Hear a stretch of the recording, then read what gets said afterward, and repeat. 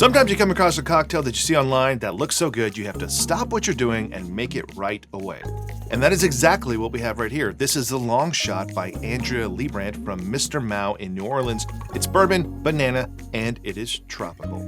I'm on the internet like everyone else, and I see recipes all the time. Sometimes I just bookmark them, sometimes I'll take a screenshot, sometimes I just take a mental note and hope that I'll remember to come back to it later. But when I saw this Banana-Infused Bourbon cocktail, I had to try it. I came across this in Imbibe, and according to Andrea, the drink is a riff on a Mai Tai and a Mint Julep. We will need to make some banana-infused bourbon, and this is pretty easy. Just start with 500 milliliters of bourbon, and then add in one ripe banana that has been sliced.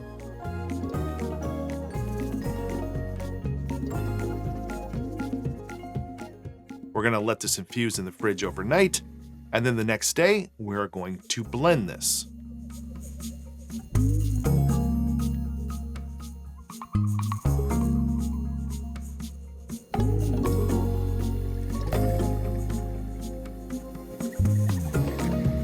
The recipe calls to strain this with a fine mesh sieve, and then it should last you for about a week, but I think I want to make this last even longer.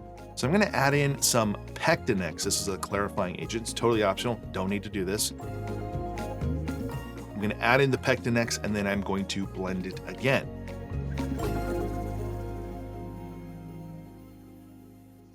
You can put this through a strainer with some cheesecloth or even a coffee filter, but I have another idea. Why don't we spin this? Oh, hold on a second. Let me reposition the camera. Okay, yeah, let's spin this in our centrifuge.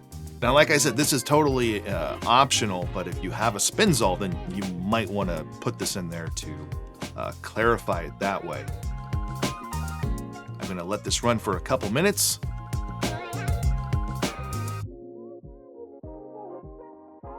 Overloaded the machine just a little bit, so I put this container here in case anything comes out.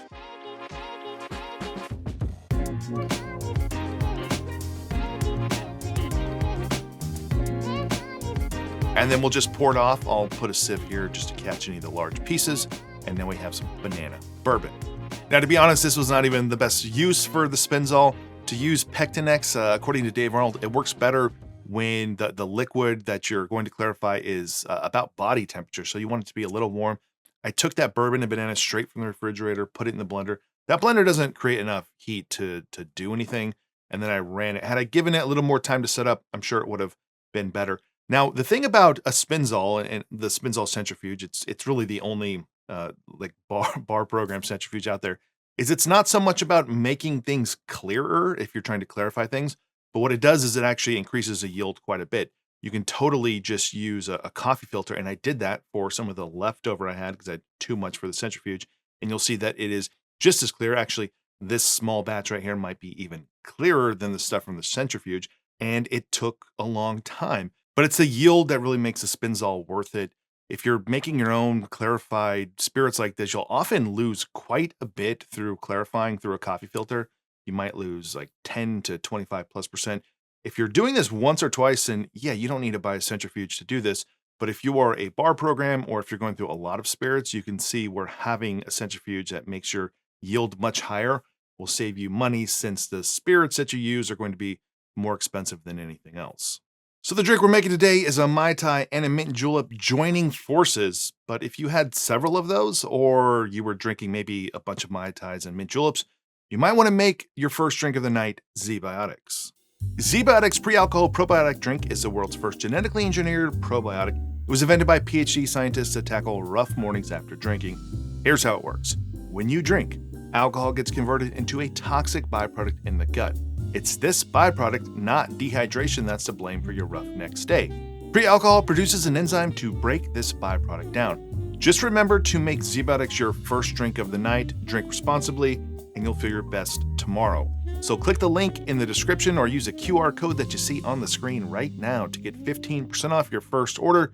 Plus, ZBiotics offers a 100% money-back guarantee, so if you are not satisfied for any reason, they will refund your money, no questions asked. While I am going to shake this cocktail, you can use your drink mixer if you have one. Let's start with half an ounce of fresh lemon juice, half an ounce of orgeat, 3/4 ounces of a banana liqueur, 1/4 ounce of fernet branca, and then 1.5 ounces of our banana-infused bourbon.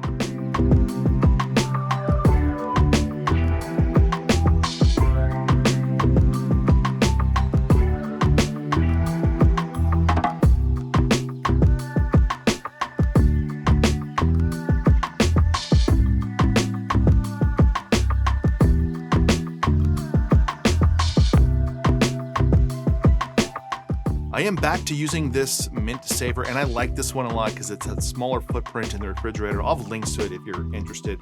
I like to grow mint, but the bugs and everything have just been destroying my mint. I've been trying everything and nothing works. So I've been having to buy mint recently, and this helps me keep it for a couple weeks. I'll garnish with some mint and a slice of banana with a cherry. So there you have it, the long shot.